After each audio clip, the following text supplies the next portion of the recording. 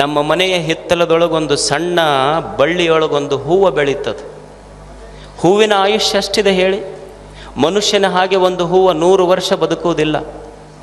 ಒಂದು ಹೂವಿನ ಆಯುಷ್ಯ ಇರುವುದು ಕೇವಲ ಒಂದೇ ಒಂದು ದಿವಸ. ಸೂರ್ಯೋದಯದೊಂದಿಗೆ ಅರಳಿ ಸೂರ್ಯಾಸ್ತದೊಂದಿಗೆ ಮಣ್ಣಲ್ಲಿ ಮಣ್ಣಾಗಿ ಹೋಗ್ತದೆ ಹೂವು. ಮನುಷ್ಯ 100 ವರ್ಷ ಬದುಕದ, ಆದರೆ ಒಂದು ಹೂವು ಒಂದೇ ಒಂದು ದಿನ ಬದುಕ್ತು. ಆದರೆ ಒಂದೇ ಒಂದು ದಿನ ಬದುಕಿದ ಹೂವಿನ ಸಾರ್ಥಕತೆ ಎಷ್ಟು ಅದ್ಭುತ ಅಂದ್ರೆ, ತನ್ನನ್ನು ಯಾರು ನಿರ್ಮಾಣ ಮಾಡಿದ್ರಲ್ಲ, ನಿರ್ಮಾಣ ಮಾಡಿದ ದೇವರ ತಲೆ ಮೇಲೆ ಹೋಗಿ ಕುಂತು ತನ್ನ ಜೀವನ ಸಾರ್ಥಕ ಮಾಡಿಕೊಳ್ಳುತ್ತದೆ. ಇದು ಹೂವಿನ ಬದುಕಿನ ವೈಶಿಷ್ಟ್ಯತೆ ಇದು. ಅದಕ್ಕೆ ಮನುಷ್ಯ ಅಂಥದ್ದೊಂದು ಸುಂದರ ಬದುಕು ಕಟ್ಕೋಬೇಕಾಗ್ತದೆ. ಬದುಕನ್ನು ಕೊಟ್ಟಾನಲ್ಲ ದೇವರು, ಇದನ್ನು ಹೆಂಗೆ ಬದುಕಬೇಕು, ಏನು ಮಾಡಿ ಈ ಬದುಕು, ಈ ಜೀವನದ ಋಣ, ಈ ಜಗತ್ತಿನ ಋಣ ನಾನು ತೀರಿಸಬೇಕು. ನಾನು ಈ ಭೂಮಿಗೆ ಬರಬೇಕಾದ್ರೆ ಏನು ಮನೆ ಕಟ್ಟಿರಲಿಲ್ಲ, ಮಣ್ಣು ಮಾಡಿಲ್ಲ, ಕಲ್ಲು ಮಾಡಿಲ್ಲ, ನೀರು ಮಾಡಿಲ್ಲ, ಗಾಳಿ ಮಾಡಿಲ್ಲ.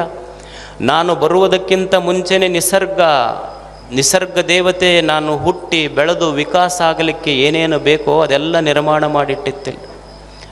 ಏನೂ ಮಾಡಿಲ್ಲ, ಸುಮ್ಮನೆ ಅಂತಿರ್ತೀನಿ ಅಷ್ಟ. ಹೊಲ ಮಾಡೀನಿ, ಮನೆ ಮಾಡೀನಿ, ಕಾಂಪ್ಲೆಕ್ಸ್ ಕಟ್ಸೀನಿ. ಹೋದ ಮೇಲೆ ಇವು ಮಕ್ಕಳು ಹೆಂಗೆ ಮಾಡ್ತಾವೋ ಏನು ಮಾಡ್ತಾವೆ ಅನ್ನೋದಿಲ್ಲ.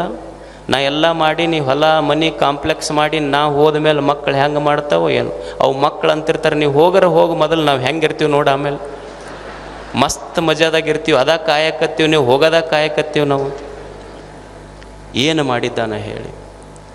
ಈ ನಿಸರ್ಗಕ್ಕಾಗಿ ತಾನು ಹುಟ್ಟಿ ಬೆಳೆದು ವಿಕಾಸವಾಗುವ ಈ ಜಗತ್ತಿಗಾಗಿ ಮನುಷ್ಯ ಏನು ಕೊಟ್ಟಾನ ಹೇಳಿ.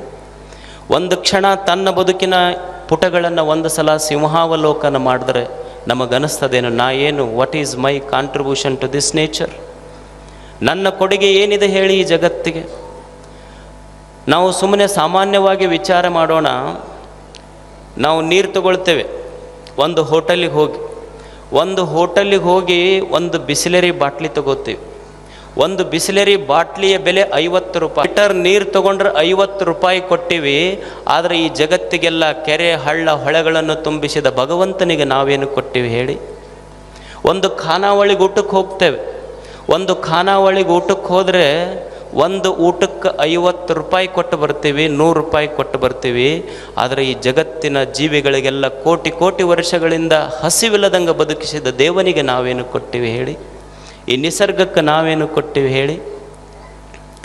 ಒಂದು ತಿಂಗಳಾತು ಅಂದರೆ KPTCLನವ್ರು ಬಂದು ನಮ್ಮ ಕರೆಂಟ್ ಬಿಲ್ ತೊಗೊಳ್ತಾರೆ. ಎಷ್ಟಾತು ಒಂದು ತಿಂಗಳಿಗೆ ಬಿಲ್ ಕಟ್ಟಿ ಹೋಗು ಅಂತ ತಿಳ್ಕೊಂಡು. ವರ್ಷಗಳಿಂದ ಸೂರ್ಯ ಚಂದ್ರರಂಥ ಆರದ ದೀಪಗಳನ್ನು ಹಚ್ಚಿಟ್ಟ ದೇವರಿಗೆ ನಾವೇನು ಕೊಟ್ಟಿವಿ ಹೇಳಿ. ಬಿಲ್ ಕೇಳ್ಯಾನೇನು ದೇವರು? ನಾವು ದೇವರಿಗೆ ಬಿಲ್ ಕೊಡಬೇಕಾಗಿಲ್ಲ, ನಮ್ಮ ಸುಂದರವಾದ ದಿಲ್ ಕೊಟ್ಟರೆ ಸಾಕು, ಖುಷಿ ಆಗ್ತಾನಾತ ಅಷ್ಟೇ ದೇವರು. ಏನು ಕೊಟ್ಟಿವಿ ಹೇಳಿ ದೇವರಿಗೆ? ಈ ನಿಸರ್ಗಕ್ಕೆ ಮನುಷ್ಯ ಏನು ಕೊಟ್ಟಿದ್ದಾನೆ? ನಾವು ನಮ್ಮ ಸೈಕಲ್ ಇರ್ತದೆ, ಸೈಕಲ್ ಟ್ಯೂಬ್ ಪಂಚರ್ ಆತು ಅಂದ್ರೆ ಅದಕ್ಕೆ ಪಂಚರ್ ತಿದ್ದಿ ಹವಾ ಹಾಕೋನಿಗೆ 5 ರೂಪಾಯಿ ಕೊಟ್ಟು ಬರ್ತೀವೋ ಇಲ್ಲ ಹೇಳಿ.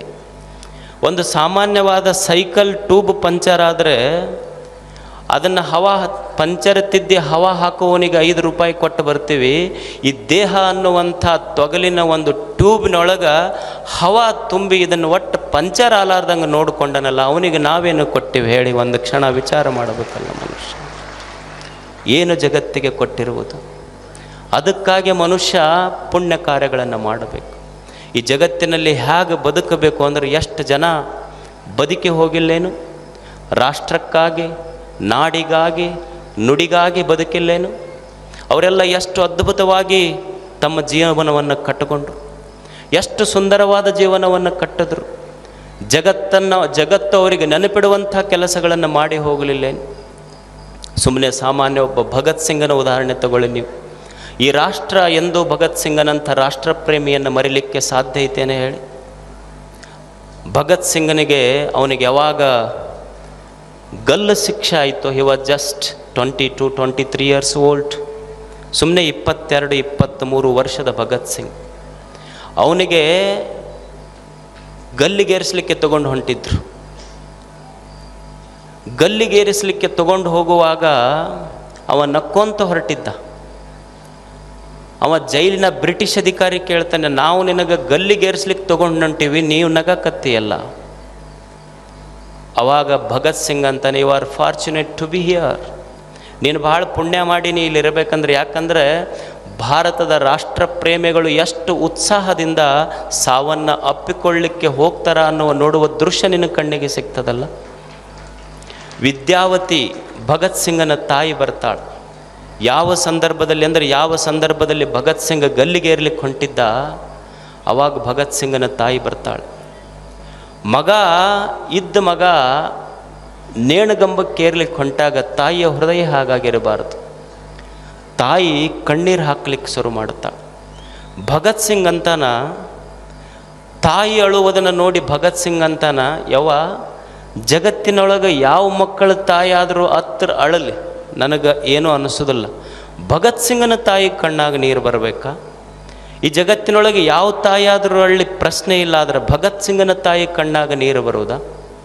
ಅವಾಗ ತಾಯಿ ವಿದ್ಯಾವತಿ ಅಂತಾಳೆ, ಮಗ ಭಗತ, ಇದು ದುಃಖದ ಕಣ್ಣೀರಲ್ಲಪ್ಪ, ಇದು ಭಗತ, ಇದು ದುಃಖದ ಕಣ್ಣೀರಲ್ಲೋ, ಇದು ಸಂತೋಷದ ಕಣ್ಣೀರು. ನನ್ನ ಗರ್ಭದ ಮೇಲೆ ನನಗೆ ಸಿಟ್ಟಾಗಿ ಬಂದ ನೋವಿನ ಕಣ್ಣೀರಿದು.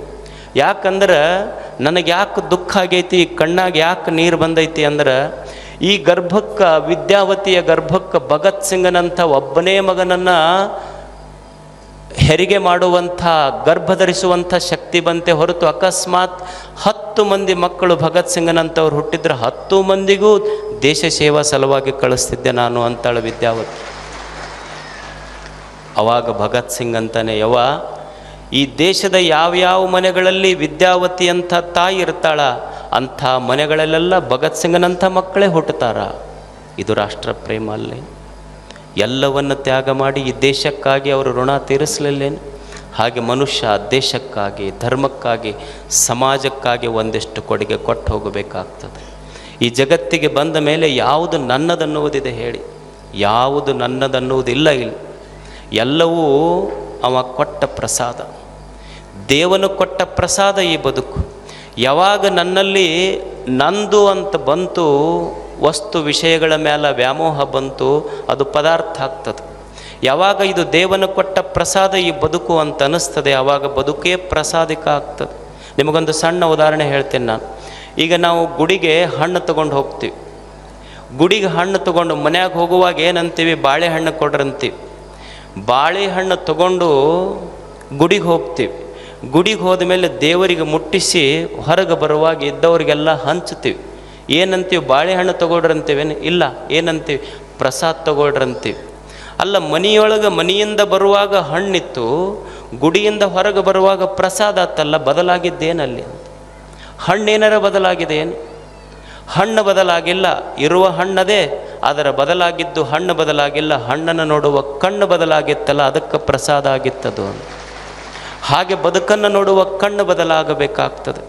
ಇಲ್ಲಿ ಯಾವುದು ನಂದಿರೋದಿಲ್ಲ. ಸುಮ್ಮನೆ ಎಷ್ಟು ಮಜಾ ಇರ್ತದೆ ನೋಡಿ. ನೀವು ಸುಮ್ಮನೆ ದೇವ್ರ ಕೂಲ್ಯಾಗ ಹೋದ್ರಿ, ಕೈ ಮುಗಿದು ದೇವ್ರಿಗೆ ಅನ್ಬೇಕಿದೆಲ್ಲ ನಿಂದಪ್ಪ ಅಂತ, ಅವನಿಗೆ ದೇವರಿಗೆ ಸಂತೋಷ ಆಗ್ತದೆ. ಮನ್ಯಾಗ ಬಂದ್ರಿ, ಮನ್ಯಾಗ ಹೆಣ್ಮಕ್ಳಿಗೆ ಅನ್ಬೇಕು, ನಮ್ಮದೇನೂ ಇಲ್ಲರಿ ಎಲ್ಲ ಅವ್ರದ ಅನ್ಬೇಕು, ಅವ್ರಿಗೆ ಸಂತೋಷ ಆಗ್ತೈತಿ. ನೀವು ಅನ್ನೋದಿಲ್ಲ ಒಮ್ಮೆ, ಮತ್ತು ಇರೋದು ಅವ್ರದ ಇರ್ತೈತಿ, ನಿಮ್ಮದೇನೂ ನಡೀದೂ ಇಲ್ಲ, ಎಲ್ಲ ಅವ್ರದ್ದು ಅನ್ಬೇಕು, ಅವ್ರಿಗೆ ಸಂತೋಷ ಆಗ್ತೈತಿ. ಹೊರಗೆ ಹೋದ್ರಿ, ಸ್ನೇಹಿತರು ಭೇಟಿ ಆಗ್ತಾರೆ, ಅವ್ರಿಗೆ ಕೈ ಮುಗಿ, ಏನು ನಂದೇನಿಲ್ಲಪ್ಪ ಎಲ್ಲ ನಿಂದ ಅನ್ಬೇಕು. ದೇವ್ರ ಕೊಲೆಯಾಗ ಹೋದ ಕೂಡಲೇ ದೇವ್ರಿಗೆ ಕೈ ಮುಗಿದು ಎಲ್ಲ ನಿಂದಪ್ಪ ಅನ್ನೋದು. ಹೊರಗೆ ಬಂದ್ರಿ, ಸ್ನೇಹಿತರು ಕಂಡು ಕೂಡಲೇ ನಂದೇನೈತೋ ಎಲ್ಲ ನಿಂದ ಅನ್ಬೇಕು. ಮನ್ಯಾಗ ಹೋದ್ರಿ, ಹೆಣ್ಮಕ್ಳ ಮುಂದೆ ನಂದೇನೂ ಇಲ್ಲ ಎಲ್ಲ ನಿಂದ ಅನ್ಬೇಕು. ಮತ್ತು ಆ ಕಡೆ ಈ ಕಡೆ ನೋಡಿ ಯಾರೂ ಇಲ್ದಾಗ ಅಷ್ಟ ಕಣ್ಣು ಮುಚ್ಚಿ ನಂದು ಅನ್ಬೇಕು, ಅಂದ್ರೆ ಮಜಾ ಇರ್ತೈತಿ.